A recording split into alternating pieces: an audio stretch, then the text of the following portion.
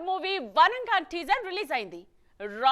Rustic సినిమాల దర్శకుడు బాలా రూపొందించిన ఈ సినిమాను ముందు సూర్య హీరోగా ప్లాన్ చేశారు. కానీ ఈ ప్రాజెక్ట్ మరో హీరో చేతికి వెళ్ళింది. అసలు ఈ మూవీ ఎందుకు చేతులు మారింది? లేటెస్ట్ టీజర్ కు రెస్పాన్స్ ఎలా ఉంది? Have a look. Nanda Sivaputrudu సినిమాలతో సూపర్ హిట్స్ ఇచ్చిన సూర్య బాలా కాంబోలో మరో మూవీ కోసం ఆడియన్స్ చాలా కాలంగా ఎదురుచూస్తున్నారు. గతేడాది ఈ కాంబో రిపీట్ అవ్వబోతున్నట్టుగా అనౌన్స్మెంట్ వచ్చింది. స్వయంగా సూర్య నిర్మాతగా బాల దర్శకత్వంలో ఓ సినిమా అనౌన్స్ అయింది. ఈ ప్రాజెక్టుకు వనంగాన్ అనే టైటిల్ కూడా ఫిక్స్ చేసిన మేకర్స్ కొంత షూటింగ్ కూడా చేశారు.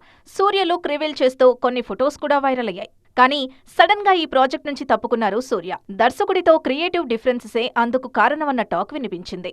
నిర్మాతగా కూడా సూర్య తప్పుకోవడంతో పూర్తిగా కొత్త టీంతో ఈ సినిమాని రెడీ చేశారు బాలా. తాజాగా అరుణ్ విజయ్ లీడ్ రోల్లో తెరకెక్కిన వనంగాన్ టీజర్ రిలీజ్ అయింది.